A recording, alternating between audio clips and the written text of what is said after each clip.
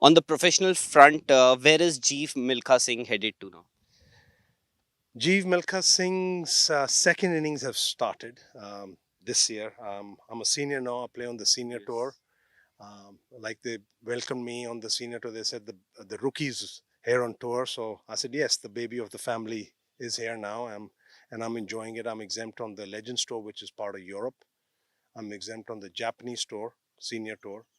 So I'm spending time in Japan and Europe. So I've played 6 events in Europe, and I'm going to play 9 events in Japan. I'm here for a day at the Banyan Tree property, Laguna Resorts. I'm off tomorrow to Singapore for an Asian tour event and off to Japan after that. And I'm going to play about 30 events this year. So basically, I've done events in America, I've done events in Europe. I'm going to do events in Asia now. And then end of November, I head back to America. And that's my target, that I'm going to play 30 weeks a year. Hopefully, I stay fit and healthy. And that's what the goal is. Till 60 plus, I want to play on the senior tour. I want to win a major championship. If I couldn't do it on the main tour as a senior, on the senior tour, I would like to win it for India and for my parents. You took a sabbatical, unfortunately, after your father, late Milkha Singh's death. You took a sabbatical that was intentional, or you chose to give golf a break, or emotionally, it must have been very draining for you and for the family. So, was that a intentional effort not to, continue with your pro career for a brief while at least? Um, Mom and dad's going away came as a shock to us because they were healthy. They walked into the hospital, and as we spent a lot of time as a family, 21 days with them in the hospital wearing our PP kits. It came as a shock, and it's just, it took a lot out of us, and especially me. My father got me started to the game of golf, and I just, I didn't have the heart to play this game again. And after both of them going, I just didn't touch a club for 6 months. And the only reason I've come back to playing golf is that, hey, if my father started me onto this game, and I don't want to leave it as a loser, and I don't want to be a bad example in front of my son. So I decided I'm going to pick the clubs up. I didn't touch a club for 6 months. Pick the clubs up. I said, I'm going to start working out. I'm going to get fitter. I'm going to work on my game, and I'm going to win tournaments for my parents and for India.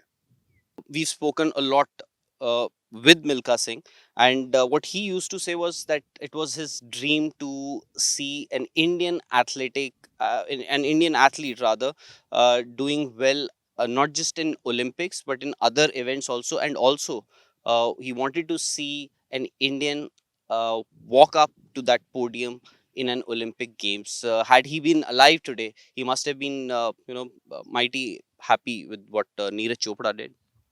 Amazing for what Neeraj did. I think hats off to him for dedicating the medal to my father, giving him the respect. He's a true athlete, a humble athlete who's made the nation proud, and a boy who has a heart of gold, and he deserves it. He not only has given respect to my father, but I'm sure the day he won the gold medal, my father from up above must be having tears of joy for that boy. And proud of him, and would love to wish him all the best for the future. Keep up the good work, keep that Indian flag flying high, and I will always be proud of what you've done for India and for this family. Thank you. Well, and Jeev, just last couple of questions. Where is Indian golf headed to? Because there was a stage when you were, of course, leading the Indian golfing structure or family, if I can say so. You had Anirban. Anirban is still very much active. Gaganjeet Bhullar. Everybody was doing so well. So where is Indian golf headed to now? I think Indian golf has not yet reached the pinnacle. There is so much of talent in our country. With all these kids doing well, I think there's more to come out yet. I feel there is so much of depth in this game in our country that in the future you're going to see somebody win a major championship for India. You're going to see top 10 players in the world coming out of India. You're going to see uh, players who are going to be winning medals in Asian Games, in the Olympics for India. So I think we haven't reached the potential what we have right now in India. I think in the future it's going to get better. The Indian tour is growing, the Asian tour is growing, the depth of and the strength of the field of these players is growing in India. Not only five can win now, out of the 60, 30 can win. And in the future, it's going to be out of 60, any 60 of them could win. And that's what we need, and that's what's going to happen in the future. It's just going to be uh, a place where golf is just going to boom, and you'll see the players coming out and proving themselves on the world stage. Well, hopefully, and players, of course, will have to do a lot to reach where you are saying. But golf is considered as a rich man's sport. So, but authorities perhaps may also have to do a lot to make it accessible to normal commoners. I've always requested the government. The government's doing a lot with the Khel India scheme they've launched. But my request has been for the government, and I've always spoken about it openly. Please have more driving ranges, public driving ranges for people to try their hand out. We've got a population more than 1 billion people. We could have world champions coming out of there. But if they're not given an opportunity, we won't know. So the only way we can give them an opportunity is to have public driving ranges in each city. A public driving range means that anybody who's walking on the street and his son's walking in and says, "Dad, what is this?" He shouldn't tell him that, "No, you can't go here because you're not a member." You can just walk in there, hit balls. You never know. The guy could be a world champion. At least he's given an opportunity.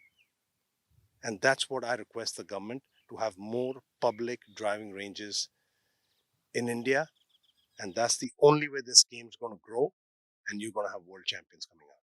You've always pushed boundaries. You have many firsts to your name, be it the first one to compete at the Masters. In fact, first Indian to compete at the Masters. Then your journey on European tour.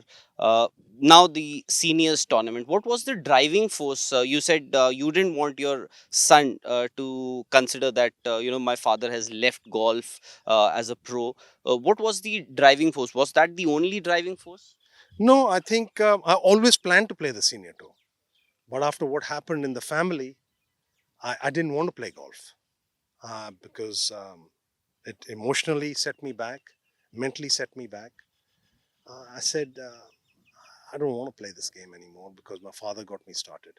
And then one day I said, I don't want to be a bad example for my son. So I picked up the clubs and I said, yes, I'm going to play this game. I'm going to play for my parents. I'm going to win for them. And here I am. I'm loving it. I, and I'm staying busy that way because whenever I go home, because we used to live together, I miss them. And in a way, it keeps me busy to be out there doing what I love doing and giving it the best shot. And hopefully in the future, I'm going to have a few wins.